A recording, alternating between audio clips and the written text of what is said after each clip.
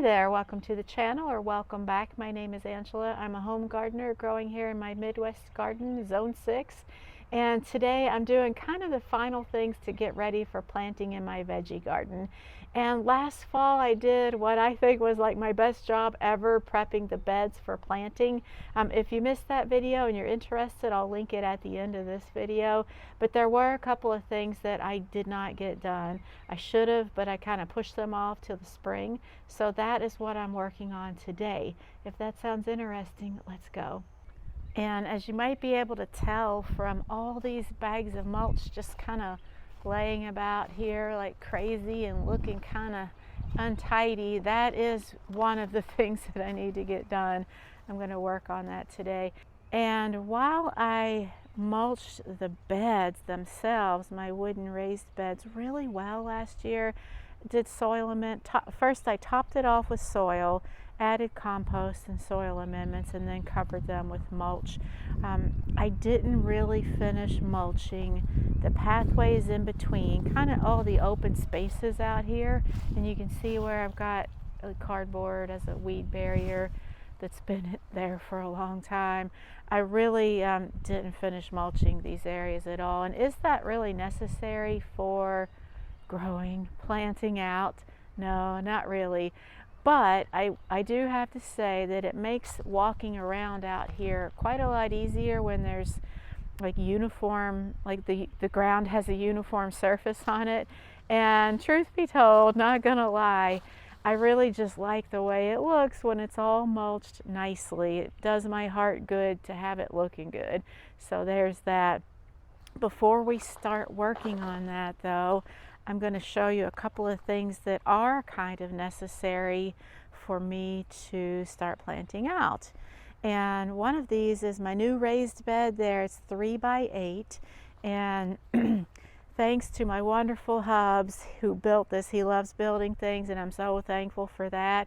He just built this yesterday, so we need to get it set into the ground, and I probably will go ahead and stain it with this same color that I have these other beds, just so it all looks uniform. It goes back to that everything looks nice and it makes my heart happy. So we'll get that stain and set in the next week or so, get it filled up with soil and such. And we've done a video on how to build one of these. I will link that up above or in the description below in case you're interested. It's not super hard. I'll give you just a little quick overview. So these boards are 2 by 6 and the posts are 4 by 4. So basically you're just cutting the boards to size and screwing them into these posts here, one at each corner. And then we leave 4 inches of posts kind of sticking out at the bottom. That's what gets set into the ground, and it leaves me with a really, really solid bed that ain't going nowhere, especially once I fill it with soil. The last bed, this was actually a replacement bed for the first one we ever built back in 2014. It lasted quite a number of years, and it was decaying for the last 4 or 5 years. And I just still planted in it anyway, even though the sides were kind of decaying and the post. Finally like cleared it all out last year and built the new one this spring. The other thing that I really should get done before planting time is get my green stalk planter set up. So thanks to really great fall sales last year with green stalk, I'm now the proud owner of 5 of these, and I did do some planting in a few of them last year, but I really want to get them set up. Like this razzleberry is the color of that pinkish purple one. That's the latest one. I haven't even used it yet. I really need to find kind of the best positioning for all of these, and I got to think about that. I got to get that figured out in the next couple of weeks. There's like a beige color, it's called Stone, and then over closer to the house there's another one called Lemon. I love these so much, I just need to get some kind of a plan together. So enough chatting, I'm going to get you set up in a good spot and then let's get to work. I will put you on a time lapse and get to mulching.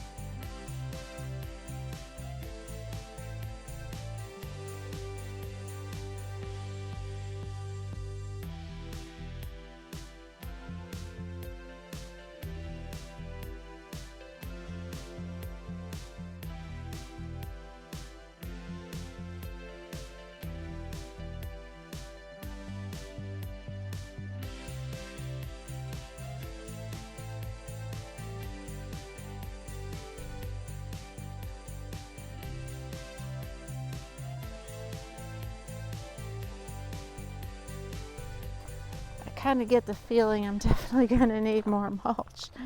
Oh my gosh, never ends. And I usually never, during no one single season or year do I mulch like the whole of this garden. It's kind of just whatever area needs it the most from year to year, season to season, that's what I work on. So it's kind of like a revolving door, so to speak. It sure would be nice to do the whole thing at once. And I have done that, but it's been a long time since I did that. One, it's a lot of work, and two, it's a lot of mulch to go through. It's expensive. So I just try to spread it out. We just do the best we can, don't we?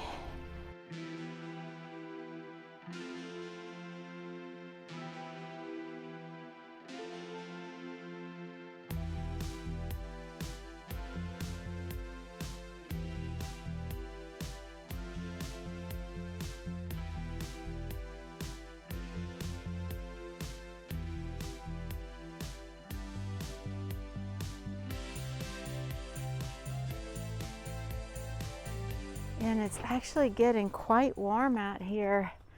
I don't know what the high is supposed to be today. Probably 70s Fahrenheit. But right here in the direct sun, with the sun just beaming down, it feels warm. I'm generally a hot weather person and I like it hot, but when you're working out in the heat, like, that's kind of a different story sometimes. But it's okay.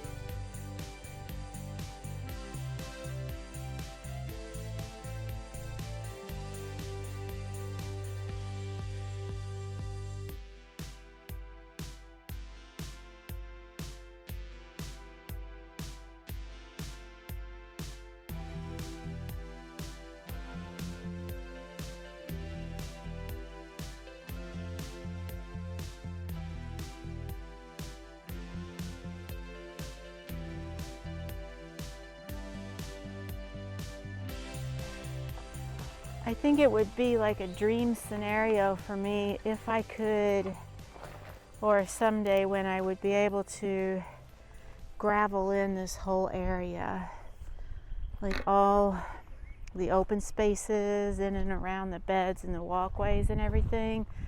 That would be so nice. So maybe one day.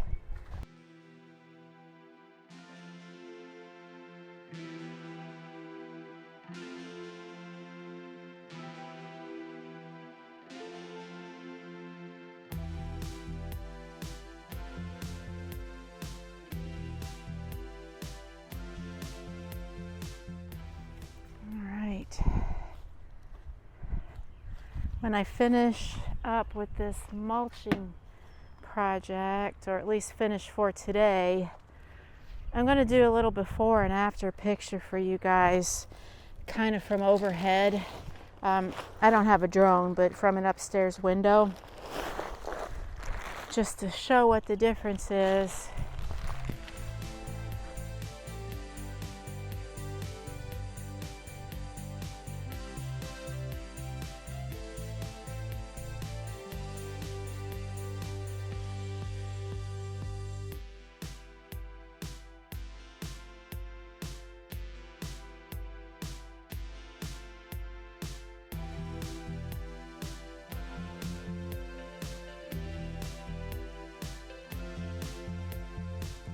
Okay, so I feel like I didn't really get that much done today. It's okay though. Some days are just like that, and you have good intentions and things don't always, you don't make as much progress as you feel like you should have. That's okay. So I am going to show you guys a couple of things. Let me get this tripod out of the way here.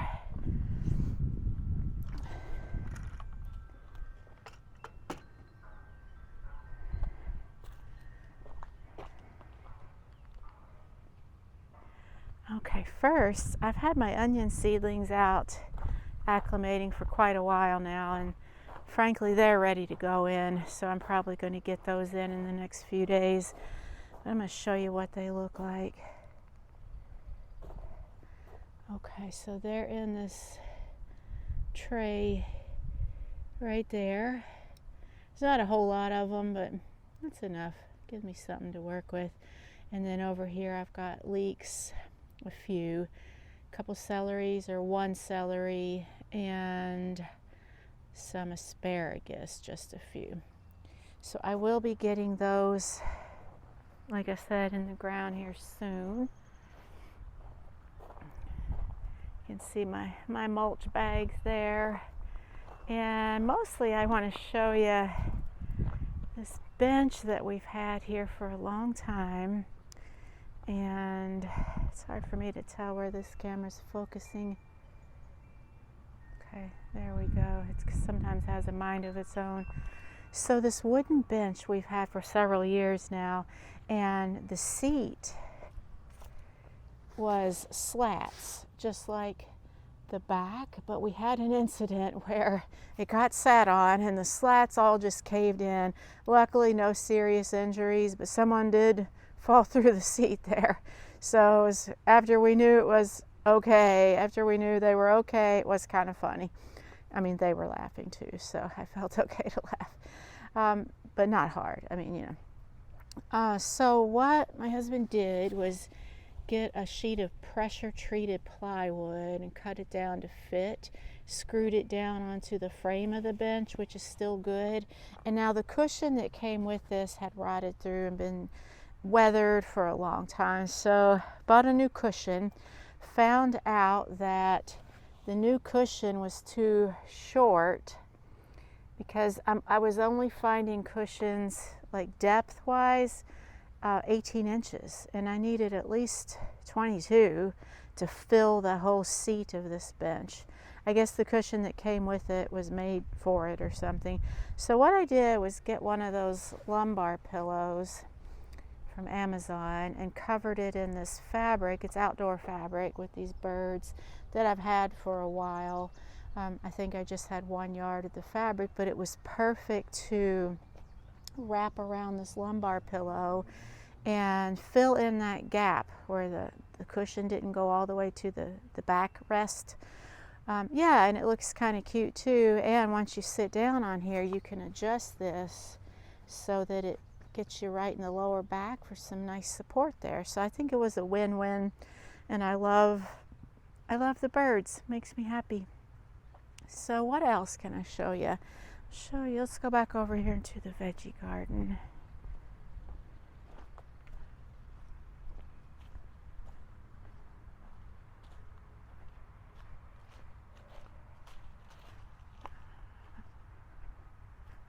All right, I've got garlic that I planted last fall. It's coming up very nicely. This is just some kind of a little decoration thing. Yeah, so that's coming up nicely. And then in this other long bed right here, I planted potatoes. And then in that bed right there, I planted potatoes. So those are full of potatoes. They haven't started sprouting up through the soil yet, but I think I did see one. Where was it? Some greenery starting to pop up. I'm pretty sure that's potato leaves right there. So I'm glad to see that. In my fourth bed here. We kind of have these beds numbered in order that they were set in. So this bed with the trellis is raised bed 4, or we just call them RB4. I've got hops growing in there, which I thinned out greatly last fall because they're a bully and they take over. And I do want to do some other things in this bed along with the hops. And it looks like I'm still going to have to do some thinning out of these hops because I only really want to keep them contained to one half of the bed, like that side over there. That's hard to do with these established hops. It's one of those that you almost can't kill them. Yeah, and then I haven't done, so raised bed 3 was the potatoes. Raised bed 2 I haven't done anything with yet. And then of course the new raised bed number 1 has to be finished off. And then the long bed over there is going to house tomatoes and peppers and some basil, some of the sun-loving herbs over there. And I do still need, like I mentioned, to figure out a plan for these green stalks. And do I want to keep the potting bench there or maybe move it and put the green stalks there? So I'm going to have to seriously get on this and make a decision.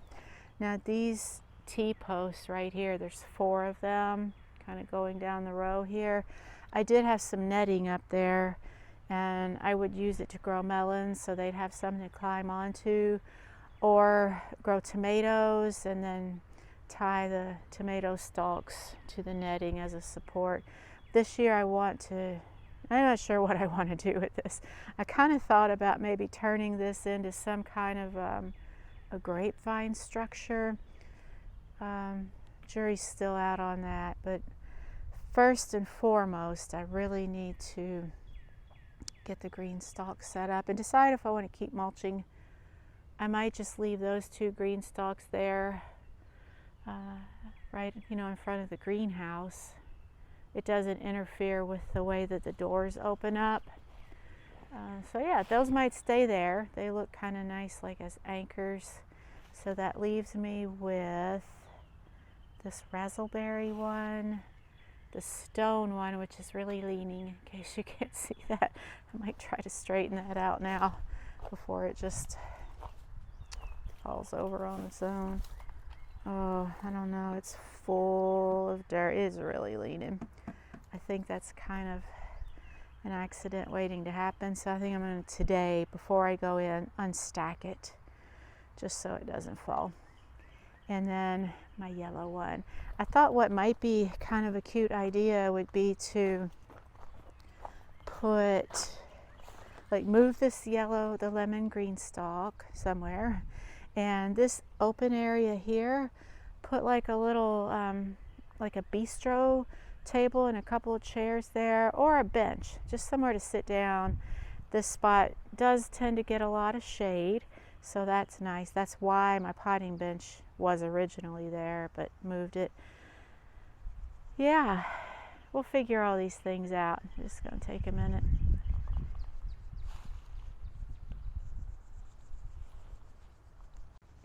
So thank you so much for hanging out with me while I did this tedious task of mulching.